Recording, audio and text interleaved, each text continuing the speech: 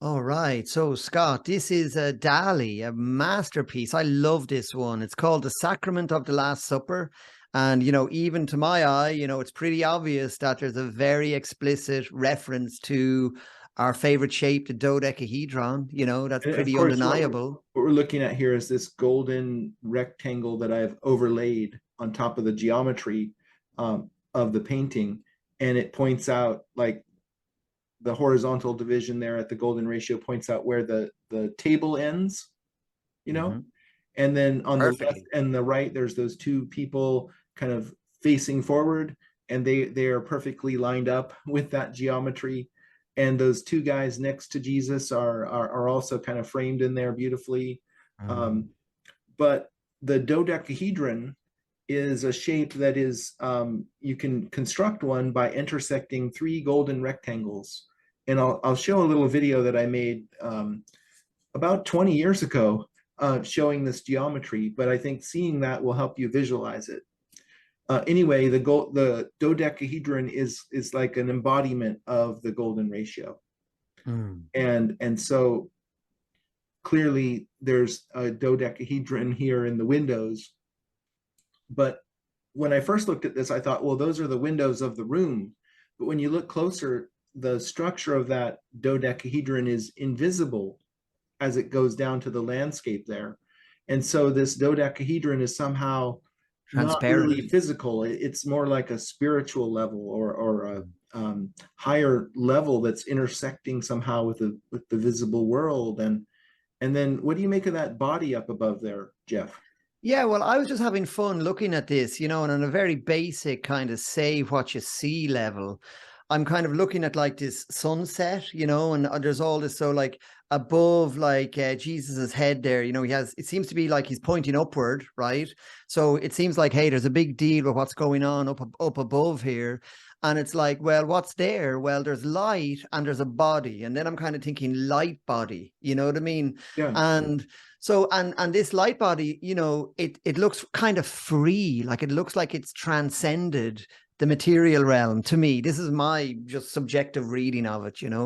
Um, but somehow it's like using the dodecahedron as a vehicle for transcendence, and somehow that might help. It might be he might be pointing towards activation of the light body, perhaps. Well, and I mean, notice, don't get me I'm wrong. with you. I'm totally with you there. But Yeah, look at how his one finger is pointing up, like you mentioned, but also the yeah, other hand is pointing to his heart or his chest. And I yeah. think in that gesture, he's doing something akin to what we saw with Bacchus doing in Leonardo's work, where he's pointing like down and Exactly. up. It's kind of as Mhm. above, so below. Or in this case, maybe it's like my physical body and my light body.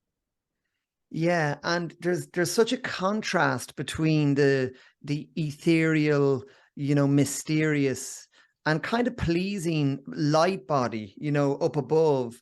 And there's kind of like a heavy, somber, like all the dudes praying with their heads down and stuff. It all looks a bit heavy, doesn't it? A bit like, ugh, Yeah. and where the dodecahedron light body is more like a la, like as in, liberation or something, Well, and through the also this is dodecahedron. the Last Supper, and that these people are sad that that Jesus is going to go, and maybe maybe they're not aware. I don't, but there's Well, this he looks emphasis. pretty cool about it. He's kind of like, hey, it's Yeah, all he's good. like, Check this well, shit out. Like, death yeah, is just a phase change. Like I'm going to go up yeah, there.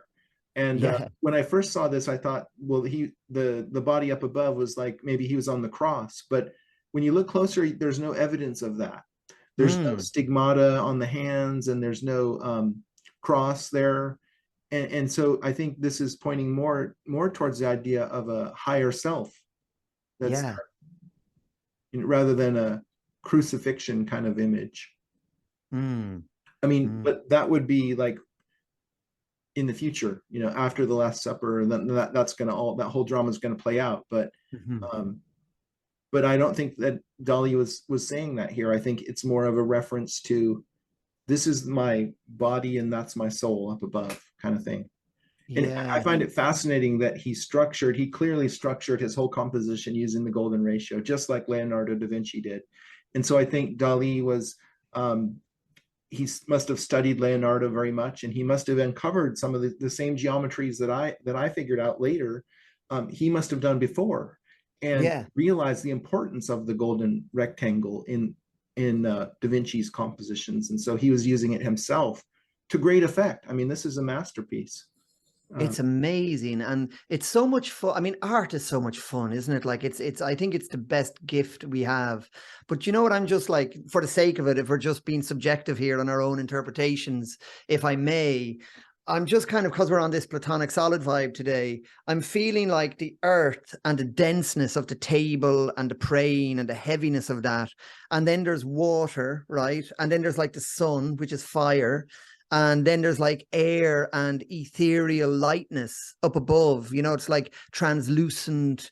Even the body is like transparent, and there's a translucent ethereal nature. So there's almost like this rising through the like earth, water, fire, air, ether, And then the almost ether, at play there. like the video we did earlier about the platonic solids, we talk about how the dodecahedron represents the ether. Yeah, You that's, know, yeah, exactly. It's and so cool. it's amazing that's Gorgeous. coming together here. He must have known that too. Mm, And so like it's just cool that all these elements are in kind of embedded. like a language, Yeah. and it all comes from this geometry, you know.